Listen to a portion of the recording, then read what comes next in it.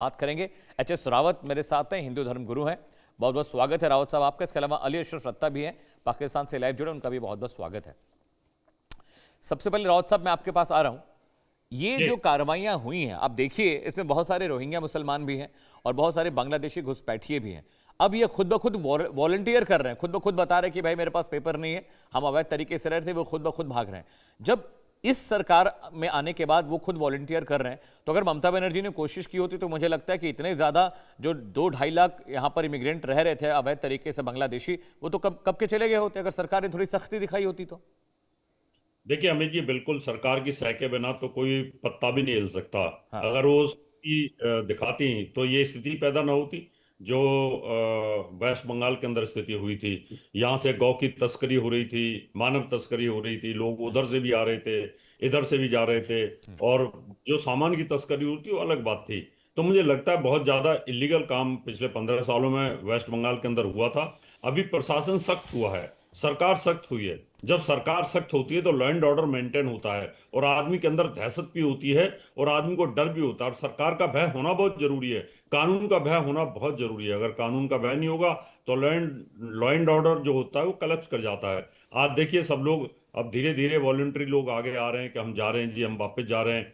तो ऐसी सिचुएशन देश के हित में बहुत अच्छी बात है और वेस्ट बंगाल के लिए भी बहुत अच्छी बात है, क्योंकि वहाँ लोग अमन चैन से रह सकते हैं, भाईचारे के साथ रह सकते हैं। जब घुसपैठी आते हैं तो बहुत सारे लोग क्रिमिनल्स भी आते हैं और आकर को बहुत जबरदस्त क्राइम करते हैं और लॉ एंड ऑर्डर को खराब कर देते हैं। तो मुझे लगता है ये बहुत खुशी की बात है। और शुभेंदु अधिकारी जी ने जो ये फैसला लिया है ये बहुत अच्छा है। और जो फेंसिंग हो रही है ये और जबरदस्त अच्छा है कि जो पिछले समय में बहुत समय तक, अगर जब कांग्रेस की सरकार थी उस समय भी और जब ममता बनर्जी की सरकार थी उस समय पर भी जो ये ढील दी गई थी उस ढील का परिणाम था।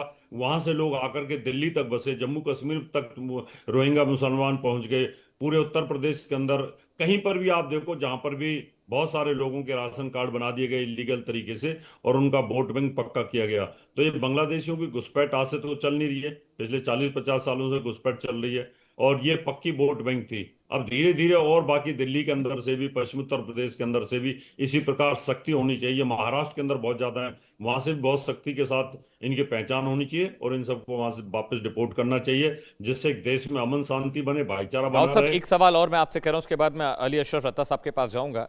ये जमाती इस्लामी के जो वो नेता है, जो कट्टरपंथी नेता है, जिनकी बयान मैं चला रहा था, वो धमका रहे हैं कि 18 करोड़ जो मुसलमान है बांग्लादेश के वो पश्चिम बंगाल में घुस जाएंगे। वो धमकी दे रहे थे कि बीएसएफ के जवानों को मार देंगे। अब जमाती इस्लामी कनेक्शन आपको पता ही है कहाँ से है। आईएसआई उसे फंड करती है, पाकिस्तान में बैठे जो हैंडलर्स हैं वो उनको कंट्रोल करते हैं। तो ये क्या एक अलग तरह का टूल है क्या जो बांग्लादेश के जरिए भारत में दाखिल होने की कोशिश कर रहा है?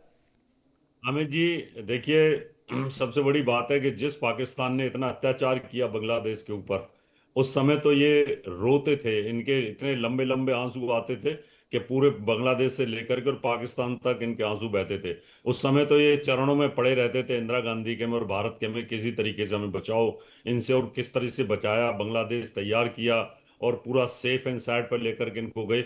आज वही कहीं ना कहीं काटने को दौड़ रहे हैं, गीदड़ धमकी दे रहे हैं। अरे इनकी औकात क्या है ये बताइए। जिस बांग्लादेश को खड़ा कर दिया, भारत तो एक अथाह समुद्र की तरह है, उसके ऊपर ऐसे 1 करोड़ 2 करोड़ 4 करोड़ लोग धमकी भी देंगे तो कोई फर्क पड़ने वाला नहीं है। कितने अटैक पाकिस्तान ने करके देख लिए, क्या लिया, क्या मिला उसको। खुद बर्बाद होने के कगार पे पहुंच गया, एकदम बैंक करप्सी में जाकर के पहुंच गया है। बांग्लादेश भी अगर इस प्रकार की हरकतें करता है और इस तरह की गीदड़ धमकियां देता है तो हिंदुस्तान के अंदर क्या आदमी नहीं है? क्या हमारे जैसे आदमी वहां बैठे नहीं हुए इसका जवाब देने के लिए? है, उनको समझ आनी चाहिए कि जिस भारत ने आपकी मदद की, आपको खड़ा किया, आपको बचाया, आपकी बहन बेटी की इज्जत बचाई, कि किस प्रकार से वहाँ उस समय बलात्कार होते थे, पाकिस्तान की सेना किस प्रकार से अत्याचार करती थी, उन सब चीजों को भूल गए। तो ये आईएसआई के कहीं पाले हुए लोग हैं और वो इस प्रकार की बातें कर रहे हैं, हिंदुस्तान को कमजोर करने की बातें कर रहे हैं। लेकिन हिंदुस्तान के ही तो ये पैदा किए हुए हैं ना, हिंदुस्तान से ही तो निकले हुए हैं, हिंदुस्तान के बच्चे की तरह ही तो हैं। पाकिस्तान भी हिंदुस्तान से निकला हुआ है, बांग्लादेश भी हिंदुस्तान से निकला हुआ है। तो हिंदुस्तान तो इनकी मदरलैंड है एक तरह से, और सब जानते हैं। और सारे के सारे पूरे के पूरे पहले कन्वर्टेड हिंदू ही हैं। वेस्ट बंगाल के अंदर से ही सारे के सारे निकले हुए हैं पूरे के पूरे। और जो बांग्लादेश है उसमें कौन से, कोई बाहर के तो मुसलमान है नहीं।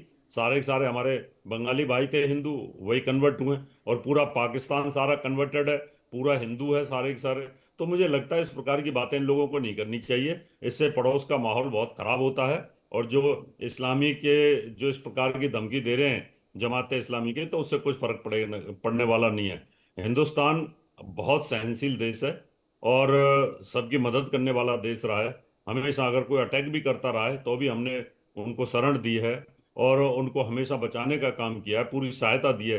जब जब भी बांग्लादेश के अंदर तूफान आया, बाढ़ आया, तो उस समय कितनी मदद भारत ने की है, वो उन सब चीज़ों को भूल जाते हैं। तो इनको ये सब चीज़ें भूलना नहीं चाहिए। अभी भी जब तेल की क्राइसिस आई तो उस समय पर भी अमित जी, भारत ने कितना तेल उनको भेजा है, जी। कि उनकी मदद की है। तो मुझे लगता है कि इस प्रकार के जो कुछ लोग होते हैं जो देश के अंदर, अपने ही देश के अंदर अपने देश को खत्म करने की सोचते हैं, और कहीं ना कहीं आपस में, देशों में आपस में इस प्रकार की ठीक है बातें रावत करते हैं, साहब। बेटा इससे आपसी रता साहब संबंध। मेरे साथ हैं, पाकिस्तान से जुड़े हुए हैं। रता साहब, मुझे एक बात बताइए कि अगर किसी देश में कोई घुसपैठिया घुस जाता है तो ये तो बेसिक प्रैक्टिस है कि भाई आप उसके पेपर को चेक करिए, आप उसके आइडेंटिटी चेक करिए, उसको उसके देश वापस भेज दीजिए। ये जमाती इस्लामी जो बांग्लादेश में बैठा हुआ है, इसको इतनी दिक्कत क्यों हो रही है? आपके लोगों को हम सकुशल वापस भेज रहे हैं, ना उनको मार रहे हैं, ना पीट रहे हैं, ना लीगल एक्शन ले रहे हैं, उनको डिटेंशन सेंटर भेज रहे हैं, उनको बॉर्डर तक ड्रॉप कर रहे हैं कि भाई अपने देश चले जाइए। अब जमाते इस्लामी वहां से आंख तरेर रहा कर 18 करोड़ मुसलमान बांग्लादेश से भारत पर हमला कर देंगे। कोई और काम नहीं है क्या? एक जमाते इस्लामी 18 करोड़ मुसलमानों की मेजबानी कर रहा है। अरे मुसलमान बेवकूफ थोड़ी है, उनके भी बाल बच्चे हैं, परिवार है, नौकरी है, बिजनेस है, धंधा है, उनको भी अपना परिवार पालना है, वो भी पढ़े लिखे जहनी लोग हैं। एक बेवकूफ नेता 18 करोड़ मुसलमानों की मेजबानी कर रहा है, कह रहा है कि 18 करोड़ मुसलमान पश्चिम बंगाल में दाखिल हो जाएंगे। देखिए आप रता साहब। शुक्रिया अमित जी, आपने इनवाइट किया। पहली बात तो मैं ये कहूँगा कि जो भी उनका बयान आपने चलाया है वो एक सतही बयान है, और मेरा ख्याल है कि ये पॉलिटिकल मोटिव तो हो सकता है इसके पीछे, प्रैक्टिकली इट्स नॉट पॉसिबल। मतलब ये कोई मतलब ऐसी चीज़ नहीं है। और बॉर्डर मैनेजमेंट जो है वो हर कंट्री का जो है वो एक राइट होता है, वो उसको उसको जो है उसको डेफिनेटली उसको मैनेज करना चाहिए और अपने इंटरेस्ट के अंदर उसको मैनेज करना चाहिए।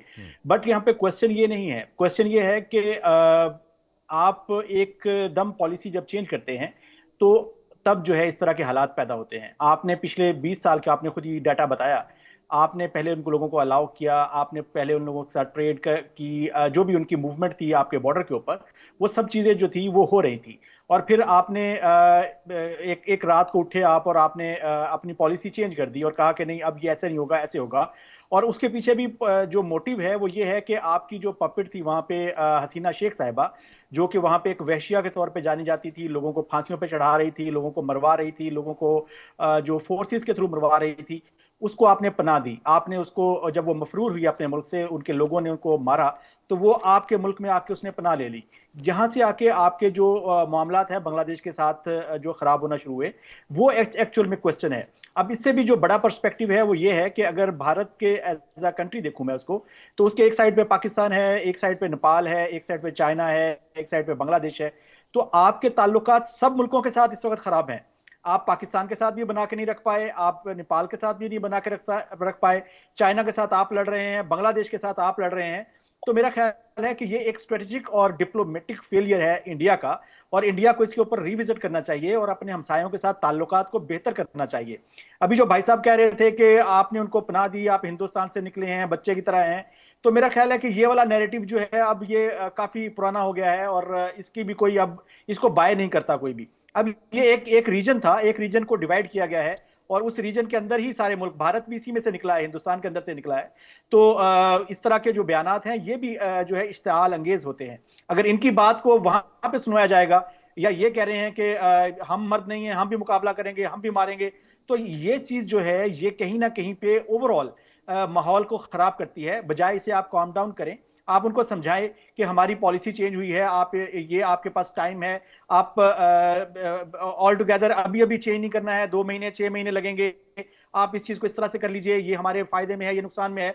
आप ये देखिए कि आपके इस करने की वजह से बांग्लादेश के अंदर चाइना जो है उसने स्ट्रेटेजिक गेन कितना किया है। वो वहां पे इंफ्रास्ट्रक्चर बिल्ड कर रहा है, वो वहां पे बिजनेस कर रहा है, वो वहां पे सी पोर्ट के अंदर इंफ्रास्ट्रक्चर के अंदर इन्वेस्ट कर रहा है, यूएस से आके वहां पे इन्वेस्ट कर रहा है, वो अपनी मार्केट की एक्सेस दे रहा है। तो आगे बे ऑफ बंगाल का जो कंट्रोल है वो आपको पता है कि चाइना और ईस्ट के लिए कितना इंपॉर्टेंट है, और वहां पे कंट्रोल जो है वो चाइना अगर ले लेता है, अगर वो जिस तरह से उसका जो रिलेशन है बांग्लादेश के साथ वो तेजी से बढ़ रहा है, अगर वो इसको मींस के अपने उस गोल को अचीव कर लेता है, तो मेरा ख्याल है कि इंडिया के लिए ये आने वाले दिनों के लिए अगले 20 साल में ये काफी ज्यादा परेशान कुन बात होगी। और ये इंडियन मार्केट के लिए और इंडिया के जो लोग हैं उनके लिए जो है परेशान कुन बात होगी, और स्ट्रेटेजिकली भी इंडिया इसमें बहुत बड़ा लॉस करेगा।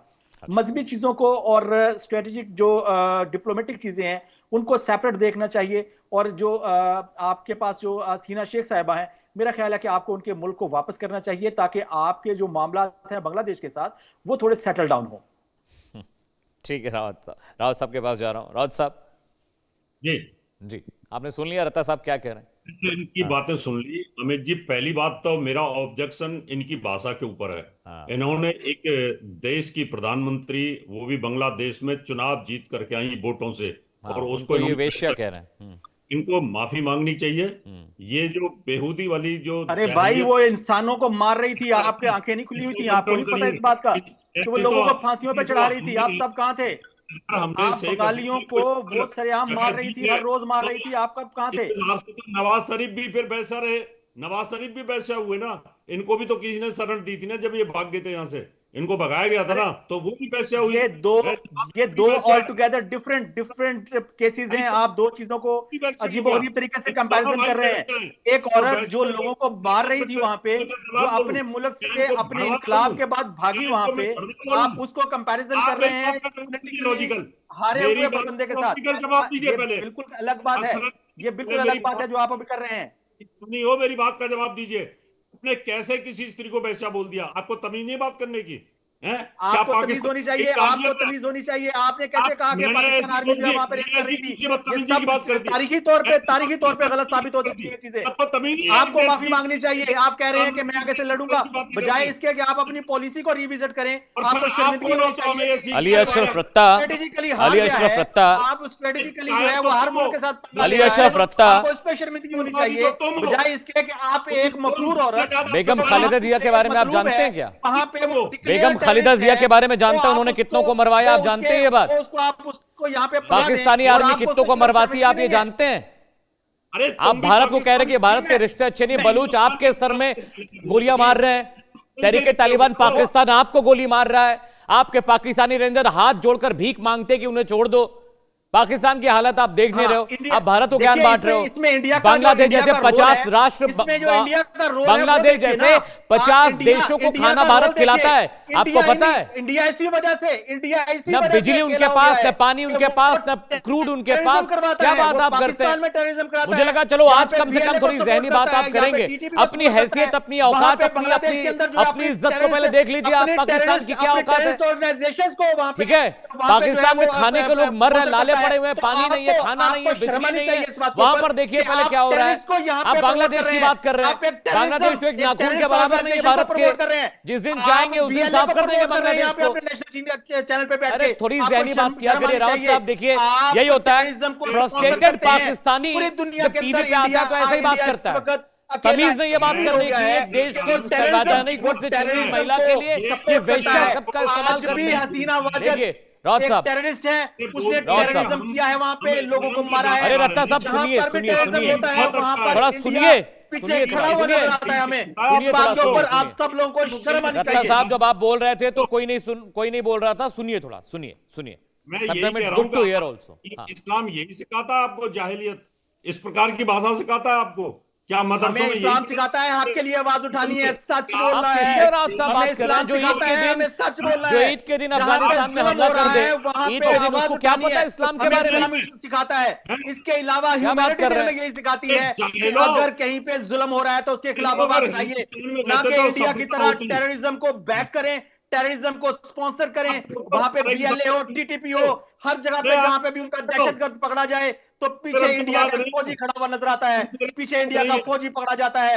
वो पता चलता है कि ये इंडिया का फौजी इससे करवा रहा था। तो आप खुद सोचिए कि इंडिया इस रीजन में अकेला क्यों हुआ है। आप सोचिए, ये इसकी वाहिद वजह ये है कि वो बांग्लादेश में भी टेररिज्म करवाता है, वो नेपाल में भी टेररिज्म करवाता है, वो चाइना के के साथ भी इसी तरह का पंगा लेता है, वो पाकिस्तान के साथ भी टेररिज्म करवाता है। तो ये चीजें इंडिया के लिए नुकसानदेह हैं। आज 7 स्टेट जो है वो आपसे अलग क्यों हो रही है? वहां पे आपका जुल्म है, वहां पे लोगों को हम मारते हैं, दिन दिहाड़े मारते हैं। क्यों मारते हैं?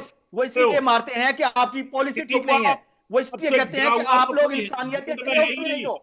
वर्ल्ड में पाकिस्तान से गिरा हुआ कोई कंट्री नहीं है जो अमेरिका के जूते साफ कर रहा है, चाइना के जूते साफ कर रहा है, कभी ईरान के जूते साफ कर रहा है। हम मोदी की तरह ट्रंप के सामने डांस नहीं करते हैं, हम मोदी की तरह डांस नहीं करते उसके सामने, हम डांस नहीं करते हैं। हम कटोरा लेकर घूमते हैं, डॉक्टर साहब सिर्फ कटोरा लेकर घूमते हैं। आप सिर्फ कटोरा लेकर घूमते हैं, कभी ईरान, कभी अमेरिका, कभी सऊदीया, कभी कुवैत, कभी जॉर्डन, कभी चाइना, कटोरा लेकर घूमते हैं। आप लोग क्या डांस कर पाएंगे? डांस करने के लिए आपके पास है क्या? जमीनें आपने बेच दी, बंदरगाह आपने बेच दिए, तहरीक तालिबान आपको मार रहा है, बलूची विद्रोही आपको मार रहे हैं, शिया सुन्नी आपस में लड़ रहे हैं, मुसलमान मुसलमान को मार रहा है पाकिस्तान में, खाने के लिए 2 वक्त का खाना नहीं, बिजली की सप्लाई नहीं होती, पानी हमने आपका बंद कर रखा है, इकोनॉमी डंप हो चुकी है, फॉरेन पॉलिसी खत्म है, फॉरेन करेंसी जीरो हो गई है। आपके घर में बिजली अगर है तो मुझे लगता है कि बहुत ज्यादा दिन तक रह पाएगी बिजली। रत्ता साहब, मुझे लगा था आज थोड़ा तो जहनी बात करेंगे, लेकिन आपने शेख हसीना के लिए जिस तरह के शब्दों का इस्तेमाल किया वो बताता है कि पाकिस्तानियों की तालीम सिफर है, जीरो है पाकिस्तानियों की तालीम। महिलाओं की इज्जत करना पाकिस्तानियों को नहीं आती है। पता है, ये नेशनल टेलीविजन पे आपने दिखा दिया। जाहिलियत की इंतहा आपने आज पार कर दी, आपने जाहिलियत की इंतहा पार कर दी। और मैं बहुत शर्मिंदा हूं कि आप इस तरह की भाषा का इस्तेमाल मेरे शो में कर रहे हैं। रावत साहब, देखिए यही होता है, महिलाओं की इज्जत जो मुल्क नहीं करता उसकी हालत ऐसी हो जाती है। रावत साहब खड़े होते हैं, ये आप लोगों की पॉलिसी यही है। तो अमित जी, आज इनकी ये हालत है, ये पाकिस्तान के जूते चाट रहे हैं, अमेरिका के जूते चाट रहे हैं, पूंछ हिलाते हुए भाग रहे हैं, इधर से उधर भाग रहे हैं कि किसी तरीके से हमें कोई तवज्जो मिल जाए। अरे भैया, हिंदुस्तान तुम्हारा बाप है और बाप रहने वाला है, तुम हिंदुस्तान का भी जिंदगी में मुकाबला नहीं कर सकते। अबे हिंदुस्तान तो इजराइल को अपना बाप माने हुए है, उसके ऊपर शर्म कर लो कुछ, शर्म कर लो कुछ। इजराइल को अपना बाप कह रहा मोदी है साहब, वो दिन दूर नहीं है जब इजराइल धमाके करेगा पाकिस्तान में आके। चिंता मत करिए, चिंता मत करिए, जिस अमेरिका के साथ कंधा मिलाकर घूम रहे हैं ना, वही अमेरिका इजराइल के साथ मिलकर धुआं धुआं करेगा आपको।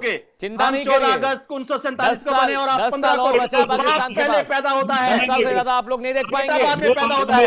बहुत शुक्रिया रावत साहब आपका भी। अली अशरफ रत्ता पाकिस्तान से जुड़े थे, थोड़ा सा बिलो द बेल्ट बात कर गए, लेकिन पाकिस्तानियों की आदत है महिलाओं के बारे में इस तरह की भाषा का इस्तेमाल करना।